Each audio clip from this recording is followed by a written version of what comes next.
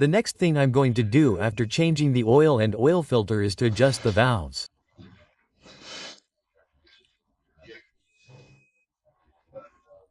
To do this, I have to remove the seat, remove the tank, disconnect the fuel pump and remove the cylinder head covers.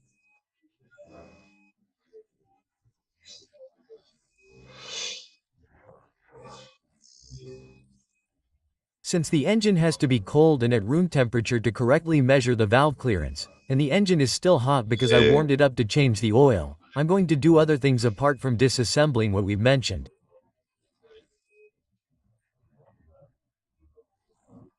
I'm going to change the valves. What I'm going to do is start with the valve adjustment.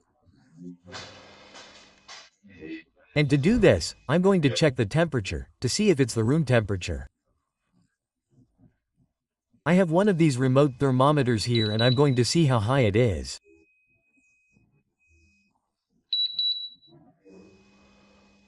The front cylinder is at 19 grams, the same as the rear one, and the engine temperature is 18. We could consider this to be room temperature.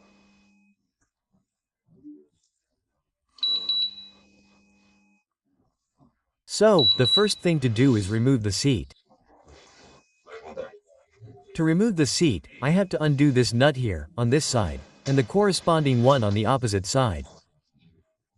And that's how the front seat comes out. Let's get to it. Once the screws on each side of the seat are removed, simply pull it up and the seat is out. There we can see the battery that I'm also going to use to charge it. Well, the next thing to do is remove the gas tank. To do this, the first thing is to turn the key to the on position, which is down there, okay? To the on position.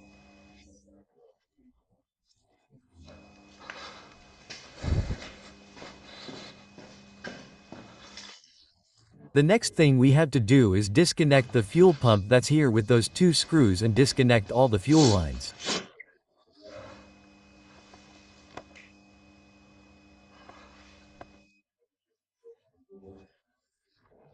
And to avoid confusion, since there are three, as you can see here, and one that's over here, the best thing to do is to mark them, which is what I'm going to do now.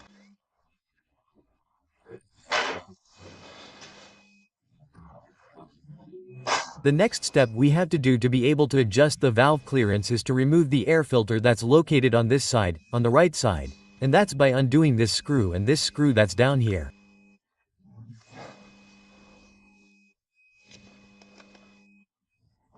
Two. The housing will come out, the air filter box.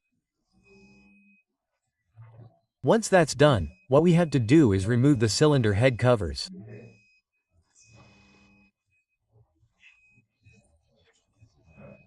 These two screws here, these two screws that you'll see once we remove the air filter box, these two screws on this rear cylinder cover, the left side, and these two screws on the front cylinder, the left side. Okay, I'll get to it and now we'll see it. I've already loosened the two screws, but I forgot one thing, and that is that we also have to loosen this little screw here, which is the clamp that holds the air filter, and with that the air filter box comes out. The air filter box has now come out. I just needed to point out that we have this little tube here that has to be loosened. It goes right there and with that, okay? With the clamp, the air filter, the little tube, this cover that goes here, and the two screws that we mentioned, this one and this one, the air filter box comes out.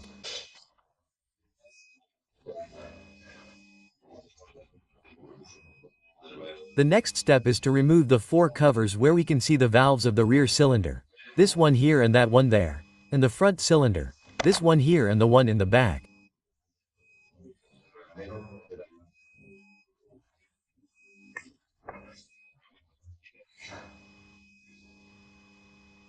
Then we have to remove this button, this little cap and this little cap to be able to really see what the top dead center is and to be able to adjust the valves correctly.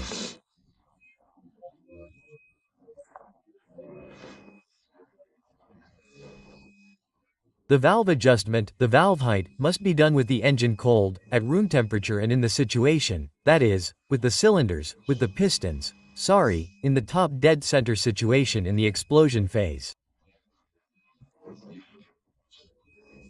It is a 4-stroke engine, it has 4 phases.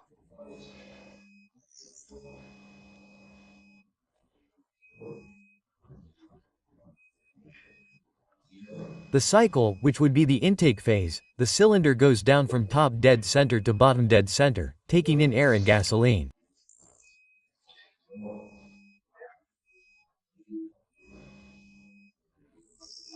In the proportion, I can't remember the word. Well, the proportion is 141 of air and gasoline.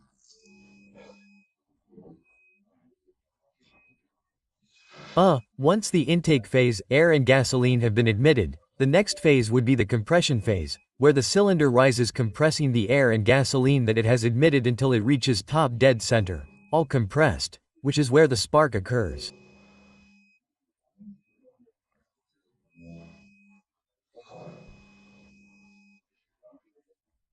And from there, with that spark, the explosion occurs, sending the cylinder down with that explosion, which would be the only working phase of the 4 phases of the 4 strokes.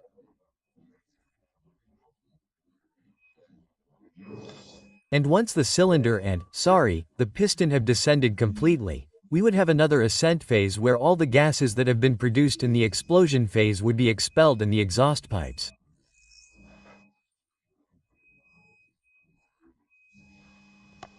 Okay, in the last phase 1 have already removed the 4 cylinder covers, front and rear.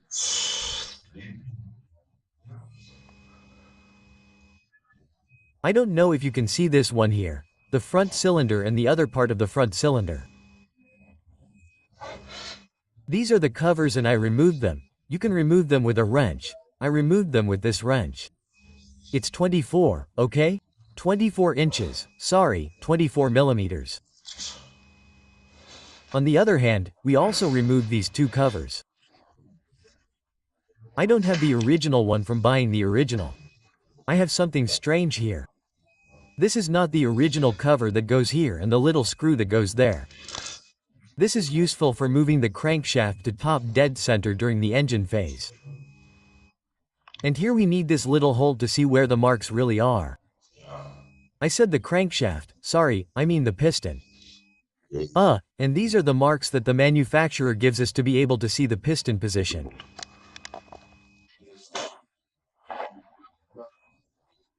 Before starting with the valve height measurement, what we have to remove are the spark plug caps, one outside and the one from the front cylinder that is here outside.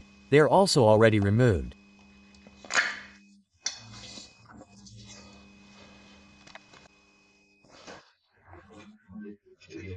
Well, after a few days of having to stop the comprehensive maintenance process of my 98 Virago 250/15, I'm back on the subject of maintenance. We left off with the topic of valve adjustment, or rather valve clearance adjustment. Sometimes it's also called tappet adjustment, but I think the most appropriate way to say it is valve clearance adjustment. In this case, the adjustment is done using the nut against nut system. There are 2 systems, as you know, and if you don't know, I'll tell you. One system uses calibrated pads. It's a bit more complex because you have to remove the camshaft, release the timing chain, and get the calibrated pads needed in case there's clearance, either because the valves are depressed or because they have too much clearance. And the other more traditional or simpler system, which is the case with this Yamaha Virago 250, is the nut against nut system.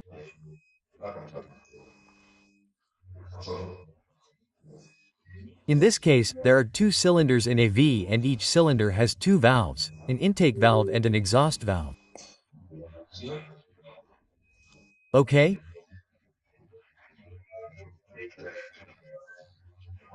The only thing to keep in mind, or the most important thing to keep in mind when adjusting the valves, is to place the piston at top dead center, that is, when it is at the top, but in the explosion phase.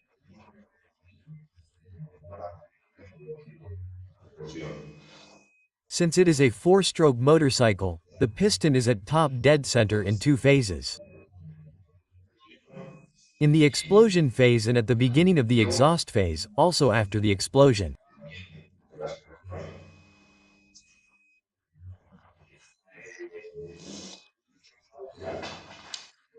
So, top dead center would not be valid for this second phase, at the beginning of the explosion phase, because we would have one valve, the exhaust valve, open, that is, we would have it below and the intake valve would be closed above.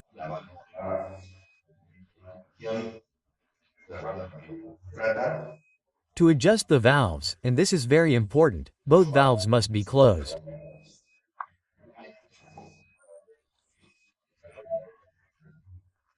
And the only time when both valves are closed, at top dead center, is right at the end of the compression phase. Just when the cylinder rises, after having compressed the gases in the air-gasoline mixture, is when both valves are closed, the exhaust valve and the intake valve.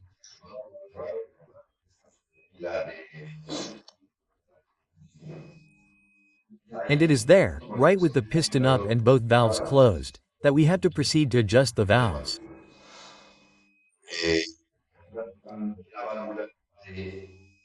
The clearance of the exhaust valve does not normally match the clearance that the manufacturer gives us for the intake valve.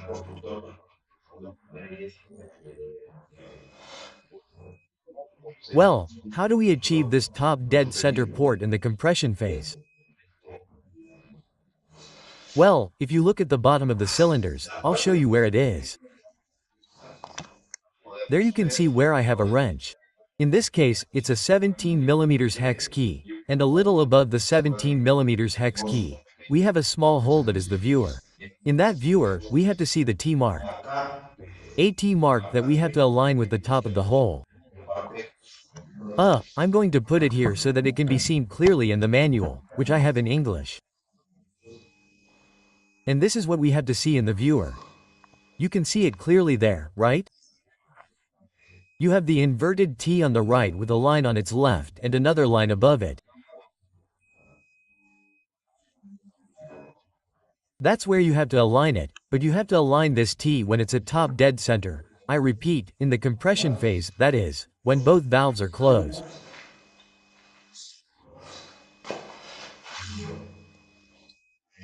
Well, with this T mark and both valves closed, we could measure the valve clearance of the front cylinder.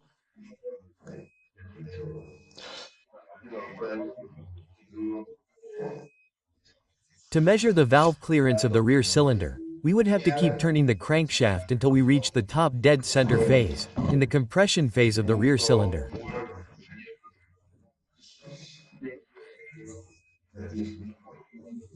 In other words, this phase or this position of the piston does not coincide at top dead center in the compression phase at the same time in the front and rear cylinders. Therefore, we first measure one cylinder and then we measure the other cylinder. We are going to measure the front cylinder first and then the rear cylinder. The rear cylinder would correspond to drawing 5, and what we have to look for is an I instead of a T or a single line. Okay? It would be drawing 5.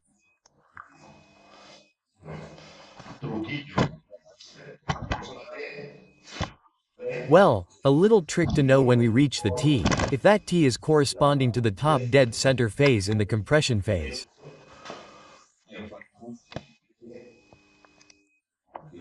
Well, now I'm going to turn it with the little wrench. I'm going to use this wrench here. Well, I'm going to make it smaller so that you can see everything. With the air wrench I'm going to turn the crankshaft and then you'll be able to see how they go up there in this little hole there. I don't know if you can see it. There you can see the top of the valve, okay? The valve pusher, where the counter nut is and where we have to take the measurement. As I move the crankshaft, you'll see how the valve goes up and down. And the same thing happens with this hole here on the left, where you'll see the up and down movement. Let's see if you can see it well. Yes, the up and down movement of the valve. In this case, since it's the front cylinder, the front valve is the exhaust valve. The valve that's closest to the exhaust pipe is the exhaust valve. And the valve that's closest to the carburetor is the intake valve. Therefore, in this case and on this bike, for the front cylinder, the exhaust valve is the front valve and the intake valve is the rear valve. And for the rear cylinder, the intake valve is the front one, because it's closest to the carburetor. The carburetor is right in the middle of the V of the two cylinders and the exhaust valve is the rear one.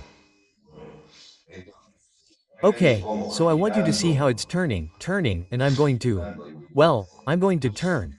I'm going to turn the crankshaft clockwise, okay? As indicated in the workshop manual, clockwise is how I'm going to turn the crankshaft. And now what I want you to see is, now, I don't know if you've seen how the crankshaft turned. This way I turn the crankshaft by turning it clockwise.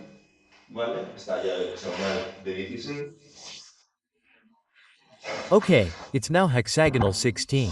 And now we're going to focus on the hole of the rear valve of the front cylinder, that is, the intake valve.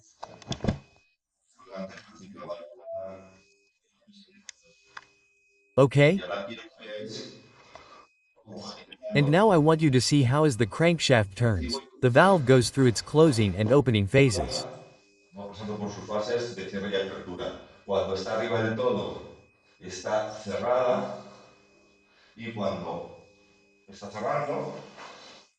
When it's up, everything is closed, and when it's closing the combustion chamber where compression occurs, and when it's going down, it's opening, that is, it's sucking in the air-fuel mixture, a ratio of 14 particles of air for each one of fuel.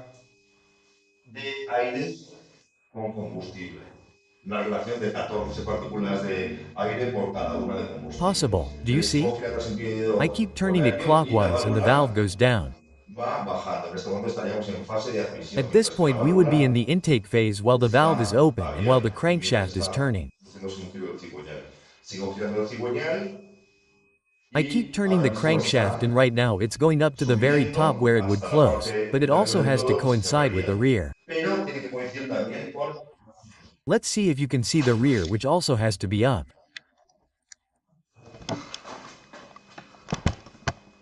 I'm going to try to focus on the rear.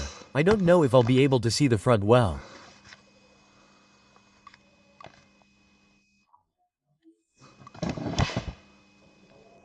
And I think you can see it a little bit there.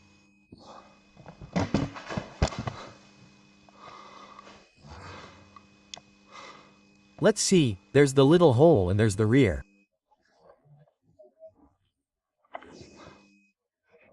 So, when they're both up, both closed, that's when we would be at top dead center and where we have to align the inverted head.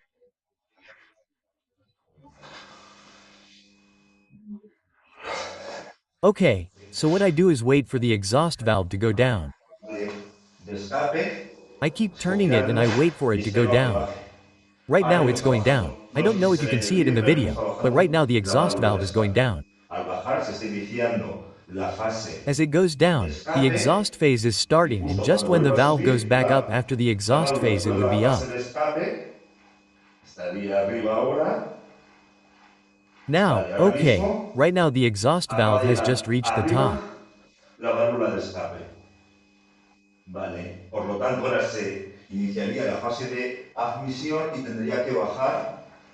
Okay, therefore, now the intake phase would start and it would have to go down. Let's see, it would have to go down. The intake valve would have to go down and, at the moment that, after the intake valve goes down, in the intake phase it goes back up, that would be top dead center in the compression phase.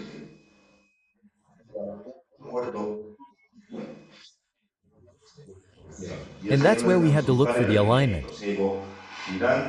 I keep turning until the valve goes down. Right now the intake valve is going down and now it's going up again. And now it's going up, it's up there, that's where I have to look for the T through the viewfinder. Look for the T, I have it right there, girl. And now I'll align the little line that's just to the left of the T with the little line above. Okay, I'd have it right there. I'll insist on the top dead center in the explosion phase, sorry, in the compression phase.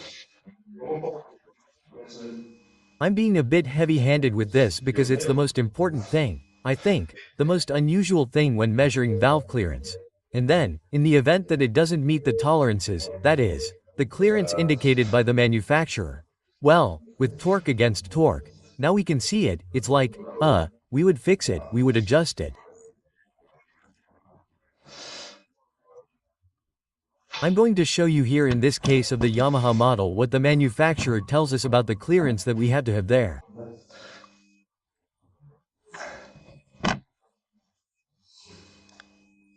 This tells us that the intake valve, well, very, very important. This valve adjustment must always be done with the engine cold. Always with the engine cold because a hot engine expands the materials and then we don't know what the correct clearance is.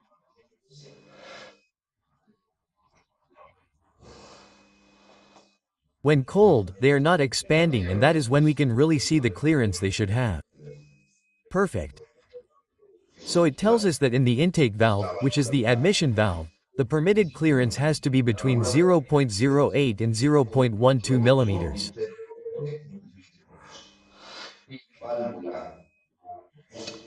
And the exhaust valve, or as it is well known in English, is the exhaust valve. And notice the difference, the clearance has to be between 0.10 and 0.14 millimeters. Okay? So what I am going to do is, depending on how I want the bike to work and the use I am going to give it, within the margin allowed by the manufacturer, I am going to leave it a little loose, okay? In other words, the ideal thing would be for the intake valve, since the tolerance I have is between 0.08 and 0.12 millimeters, that is, between 8 and 12 millimeters. The ideal thing would be to leave it in the middle, which would be 10 millimeters. I am going to leave it at 11 millimeters. I'm going to leave both valves a little loose within the allowed tolerance. With this, it will be practically negligible, a little less responsiveness of the bike, that is, instant acceleration, but I will have a slightly lower consumption by having them a little looser, more than depressed. And since what worries me the most with this bike right now is the consumption, well, that's what I'm going to do, and also in principle I'm going to have fewer problems with everything by having them a little loose within the tolerance given to me by the manufacturer.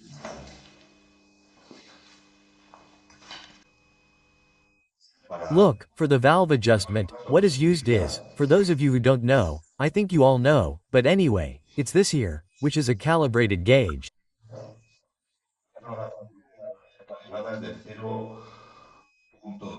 I have a calibrated load of 0.10 or 10 millimeters, which would be exactly what we talked about for the intake valve, which is what I'm measuring.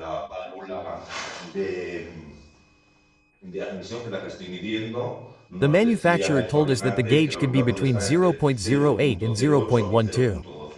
This is 0.10, 10, that is, we have it right in the middle.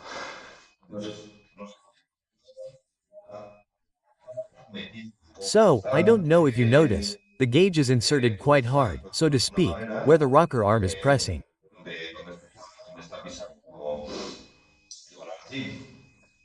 What does this mean? That it has a gauge less than 010. I'm going to see if I can insert the 08. If I have it, I'll look. But anyway, in principle, from my point of view this valve is a little bit pressed. I wanted to leave it at 11. 10 doesn't fit, so I'll have to loosen the lock nut. The lock nut is this here. This is the lock nut to loosen it. I turn this little screw here so that it goes up a little, that is, counterclockwise. And when it fits loosely enough, that is, with enough clearance, this 10 gauge, I'll consider it good. Right now it hasn't gone in, no. If I move it in one direction or another, it doesn't move, it's very stiff. Okay, so I have to loosen the valve a little bit. I'm going to do it. Well, to adjust the valve, what I'm using is an 8-gauge wrench. de 8 y para aflojar la And to tuerca, loosen the la nut, tuerca en the este lock nut, caso, in this case, lo I tengo have que to dar move en it sentido counterclockwise. antihorario. I Llégate, already have it gira, loose, gira and al now what revés. I have to Tienes do que is girar turn it también en sentido counterclockwise as antihorario, well. la The little bit cosilla. here, okay? Until it goes up. Claro. And I have the 10 or 11 millimeters that I'm looking for. Bueno, una vez soltada Well, once I've loosened the lock nut and moved it, I y moved it with a moviendo, wrench yo lo because I movía don't con have the una llave, special por favor, no wrench. tengo la llavecita especial, hay una llavecita especial There's a special wrench that helps move this. que estoy I yo did it con with the ella. wrench and then with my fingers, okay? Once you can move it with your finger, you can move it. Ahí, y lo Once he I've moved it movido and y moved it lo up he a subido little un poquito bit, para arriba, now ahora I'm using the estoy 10 gauge. con la gata del 10 y si, no sé si lo coge bien la cámara, pero ahora And if I mismo con don't la del know if I've 10 held the camera correctly, but right pasa now with the 10 con gauge it goes through quite easily, that is, it holds a little bastante bit. facilidad. O sea, tiene un pelín, es un tema de It's a matter tacto, of feel, but pero con quite bastante easily, servicio de therefore, it facilidad. has to be Por lo between tanto, 10 and tiene esta 11 experiencia y los millimeters, which is what movimientos I fluyen wanted. bien. Entonces, lo único que tengo que hacer So, ahora es all I have to do now apretarla is contra la tighten the tuerca. lock nut, which I'm going to Esto start quiere doing decir with my pinchar con hands. las manitas. Si sois If I'm capaz de able to keep the mover top desde part from arriba, moving, se that tendría is, que I would have to sujetar hold con it este from up mismo here and con la then move otra the mano. counter nut. But right Pero now I don't have a automático tool to do no. that. Then, Luego tengo que anyway, dejar que once I have apretada tightened the contra la lock tuerca, nut, voy a I'm apretar going to ahora con tighten the fuerza. lock nut now. Voy a I'm going to coger check a this height controlar que again to see if it si no doesn't se move. mueve. No, Vamos it's not moving. moviendo. I'm going to tighten it a little bit. It's already tight. Ya está pegada. Si ahora me pasa If now this 10 esta gauge raya, passes correctly, which is how I wanted it to que me pass, pasa como yo quería que me pasase, I don't know if I a ver caught si the lo coge bien la camera. cámara.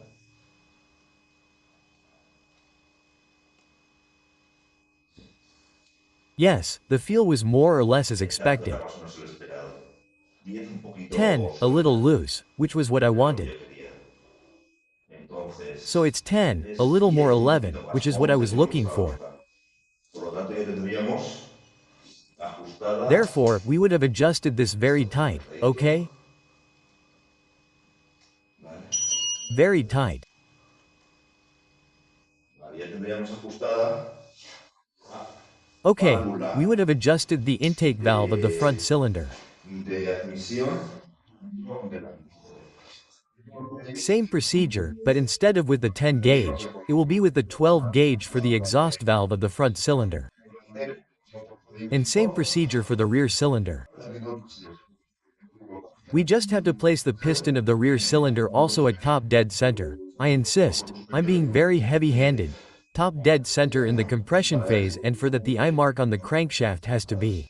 marca And that's it. It doesn't have any more.